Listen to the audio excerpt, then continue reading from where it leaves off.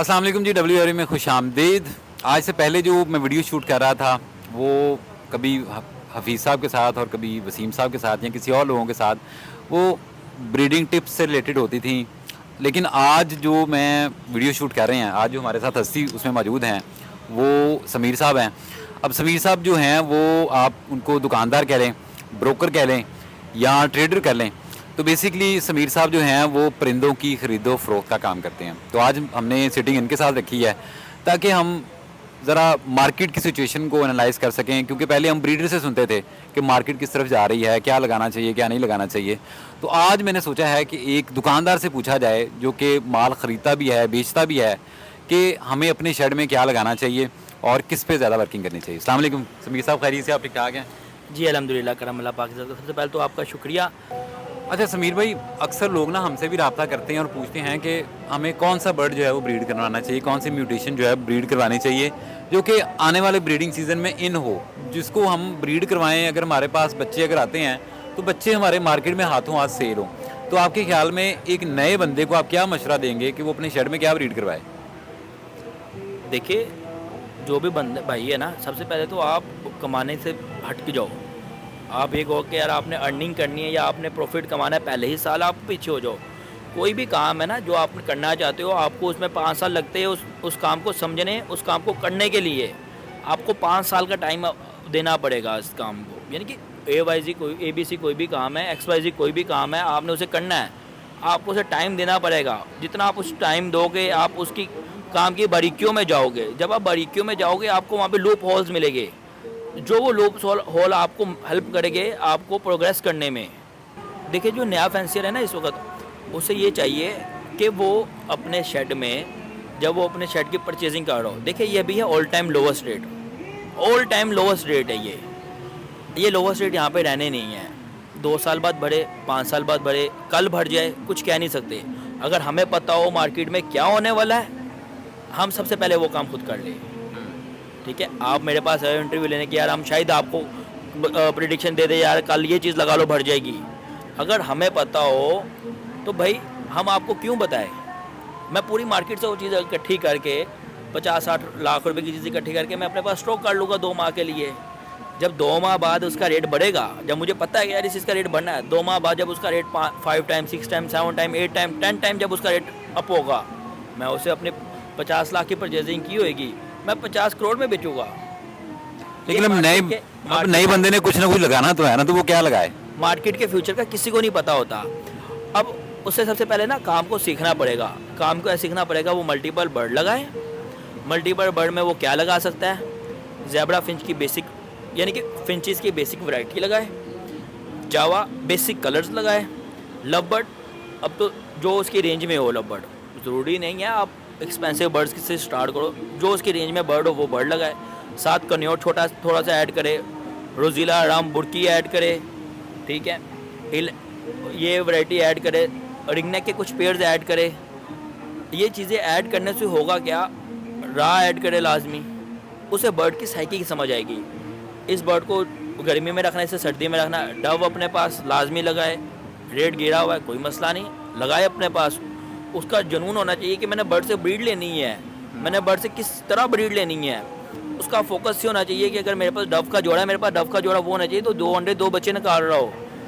उसके पास अगर कन्योर का जोड़ा, उसके पास उसकी इतनी अच्छी वो प्रोग्रेस रहे, लेके उसे पता हो कि यार ये जो जोड़ा है मेरा ओके जोड़ा है, इसने 4 या 5 अंडे बच्चों की एवरेज है इसकी। लबर्ड अगर लगाता है, लबर्ड की भी वो मैक्सिमम एवरेज ले। जावा लगाता है, जावा की मैक्सिमम एवरेज ले। अगर ग्रे पैड का कोई सेटअप लगाता है, वो इसी चीज़ को फॉलो करे कि अपने पास अच्छे से अच्छा बर्ड ब्रीड कराना सीखे। जब ब्रीड कराना आ जाएगा, फिर उसमें फर्दर वैराइटीज ऐड करो। उस वक्त तक 2-3 साल के ड्यूरेशन में उसे समझ भी आ जाएगी लोब सोल कहाँ पे है, वो फिर उन लोब सोल को पकड़ के अपना काम करे। अच्छा समीर साहब, ये बताएं कि 2023-24 जो पिछला ब्रीडिंग सीज़न गुजरा है, हर ब्रीडर जो है वो परेशान रहा है ब्रीड के लिहाज से। तो दुकानदार के क्या हालात रहे हैं, एक ब्रोकर या एक ट्रेडर या एक सेलर के जो कि दुकान वाला है, उसका क्या हालात रहे हैं? वो भी परेशान रहा है इस ब्रीडिंग सीज़न में? देखिए वकास भाई, दुकानदार भी परेशान होता है, ब्रीडर भी परेशान होता है, हर बंदा परेशान होता है जब हालात बदलते हैं। ठीक है, जब हालात अच्छे होते हैं ना, तो फिर तमाम जगहों पे खुशहाली होती है। ठीक है, मीन्स टू से कि अब कुछ जिस तरह पहले का टाइम है, जिस तरह आपने कहा हालात, हमारे हालात और पहले के हालात और आपके हालात में क्या फ़र्क आया या क्या हमें मुश्किलात फेस करने को पड़ी। देखिए, पहले हमारे साथ ये होता था कि हमने अगर एक बर्ड ख़रीदा है तो वो फ्रिक्वेंटली उसी वक्त मौके पे, क्योंकि मैं तो होलसेल का काम करता हूँ, रिटेल भी करता हूँ, लेकिन मैं ज़्यादातर 95% मैं होलसेल करता हूँ। तो उसमें ये होता था कि मैंने अगर मिसाल के तौर पे कहीं से मैंने बल्क में बर्ड उठाए। अच्छा, मैं आपको ज़रा काटना चाह रहा हूँ यहाँ पे कि आप कह रहे हैं कि आप होलसेल का काम करते हैं। हमारे नाज़रीन को बता दें कि होलसेल में किस तरह से आप बर्ड का काम करते हैं। होलसेल में मैंने तो कि मैं बल्क में डील करता हूँ। यानी आप एक दो बर्ड नहीं खरीदते लोगों से? मैं वो भी खरीदता हूँ, लेकिन उसमें फिर मेरा आना जाना मुश्किल होता है। फिर मेरी शॉप इस तरह से बनाई है शॉप के, जो कोई भाई कहता है यार, क्योंकि शॉप की टाइमिंग होती है ना, हाँ। ठीक है, ओपन होने की, क्लोज होने की। उसके बाद वहाँ पे अगर मैं नहीं भी मौजूद, लड़का मौजूद होता है 24 घंटे, वो आपसे बर्ड परचेज़ कर लेगा मेरी गैर मौजूदगी में। ठीक है, वो एक बर्ड आप लेके आओ, चाहे 50 लेके आओ, चाहे 100 ले आओ बर्ड, मैं आपसे बर्ड परचेज़ कर लूँगा। अच्छा, क्वांटिटी का कोई मसला नहीं है, जो मर्जी म्यूटेशन है आप उसमें ख़रीदारी करते हैं? सिर्फ कमर्शियल की करता हूँ मैं, म्यूटेशन की नहीं खरीदारी करता। आप कोई मुझे कह दो कि यार मैंने एक्वा बेचना है, वो ख़रीद लोगे, मैं वो नहीं खरीदूंगा। या कोई कन्योड़ में कोई ऐसी वैरायटी या फिंच में कोई ऐसी वैरायटी जो म्यूटेशन है, आप मुझे कहोगे वो खरीदो, मैं वो नहीं खरीदूंगा। मैं सिर्फ कमर्शियल बर्ड पे ट्रेड करता हूँ। अच्छा, जो ये साल रहा है ना, इस साल में काफ़ी मुश्किलात आई है। जिस तरह आप लोगों को मुश्किलात आई है, आप लोगों का परिंदा नहीं बिका, इस तरह हमारा भी परिंदा नहीं बिका। अब हमारा परिंदा उस लिहाज से नहीं बिका जिस लिहाज से हम तेज़ी में बेचते होते थे पहले, क्योंकि मैं होलसेल पे काम करता था। मेरा बर्ड जो था ना, पहले होता क्या था, स्पेशली लव बर्ड की बात करूँ, बाकी बर्ड की बात नहीं कर रहा, क्योंकि बाकी बर्ड फिर भी बिका है, क्वांटिटी में बिका है। लव बर्ड में थोड़ा मसला आया है। तो लव बर्ड में क्या होता था, पहले अगर हम खरीदते थे हमारा प्रॉफिट मार्जिन ज़्यादा होता था, 3-4 हज़ार रुपये का क्रीमिनों के पीछे प्रॉफिट होता था। अगर आप रिटेल करते हो, अगर आप होलसेल करते हो तो 1000-1500 का मार्जिन फिर भी होता था। आपने किसी से 100 पीस लिया और 100 बेच दिया, आपका लाख रुपये की दिहाड़ी लग गई। ठीक है, अब क्या होता है, अब जब क्रीमिनों की प्राइस बहुत नीचे आ गई है, हमारी तवक्कुआत से नीचे आ गई है, ठीक है, तो उसमें मार्जिन भी फिर उस हिसाब से थोड़ा हो गया है। पहले बर्ड फ़ौरन बिकता था, अब बर्ड रुक के बिकता है। पहले बर्ड में मसले मसाइल नहीं आते थे।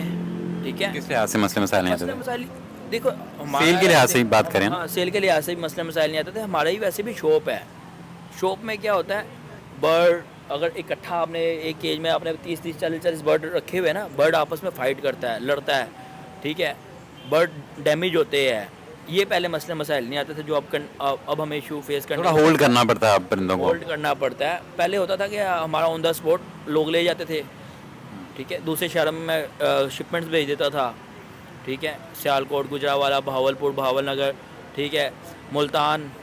और मैंने अभी भी आपकी काफ़ी देखी है, सोशल मीडिया पे आपकी पोस्टें काफ़ी लगी होती हैं। बाज़ वक़्त आपने रिक्वायर्ड का ऐड भी लगाया होता है। सम टाइम आप होता है कि पटकियाँ वगैरह पे आपका माल जा भी रहा होता है। तो मेरे लगता है कि आपका काफ़ी ट्रेडिंग वगैरह बल्क में माल जो है वो आता जाता रहता है। जी, शुक्र अल्लाह पाक की ज़ात का।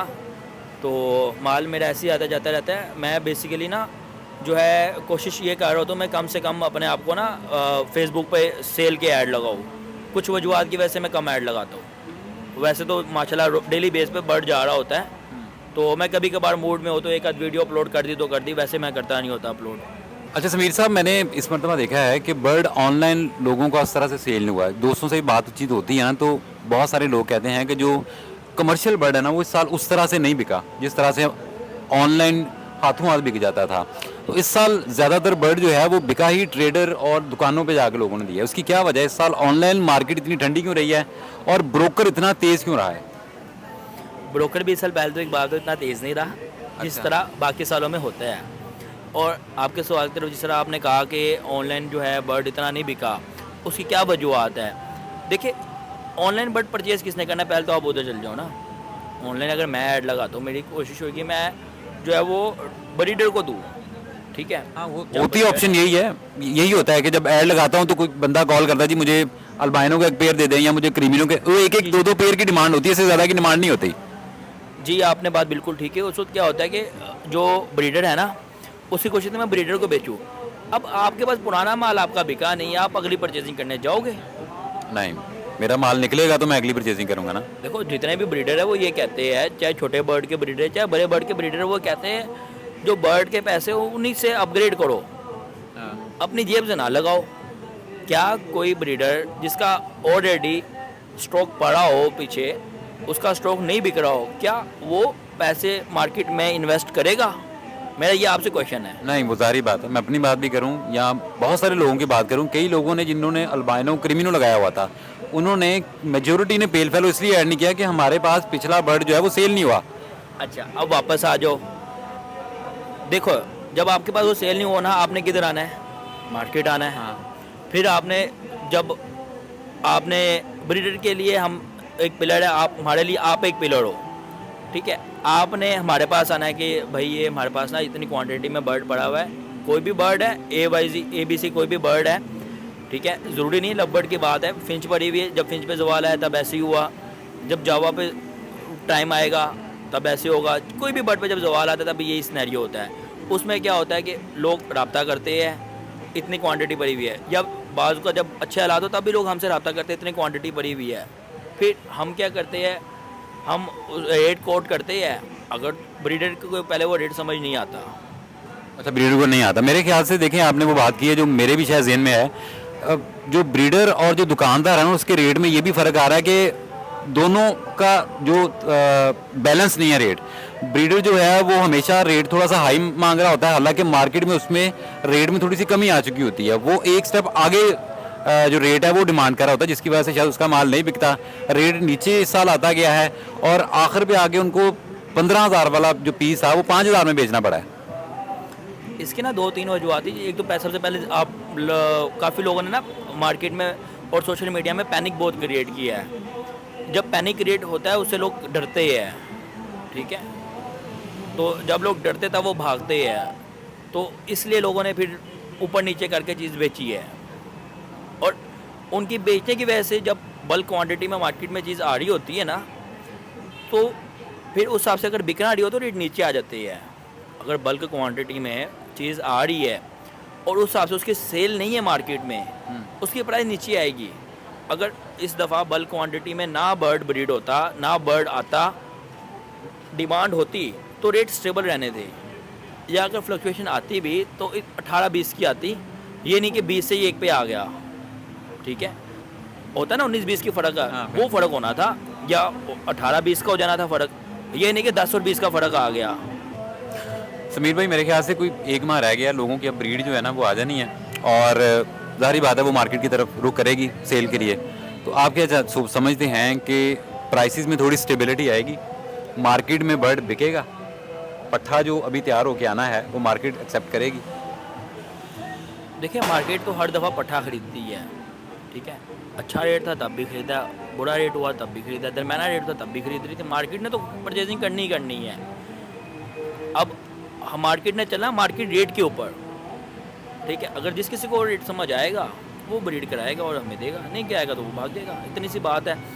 लेकिन अब जो कोशिश होती है ना, अभी तो रेट जो है ना, अगर कह लिया जाए ऑल टाइम लोवेस्ट रेट है हर परिंदे के, ठीक है। ऑल टाइम लोवेस्ट रेट है और ये क्राइसिस सिर्फ इधर नहीं आए, हर जगह पे ये क्राइसिस है, ठीक है। आप कह लो कि यार फ़लानी जगह रेट अच्छे है, फलानी जगह भी रेट अच्छे नहीं है। अब हमारे मुल्क में और दूसरे ममालिक में भी रेट का फ़र्क आया है और बहुत ज़्यादा फ़र्क आया है। तो कैसे यानी कि हम परचेजिंग नहीं करेंगे? हमारा तो काम है ना परचेजिंग करना, हमारा तो घर का चूल्हा ही उसी से चलता है। हमने तो परचेजिंग करनी है, हमने तो परचेजिंग करनी है। बस रेट मौजूदा होगा जो भी होगा।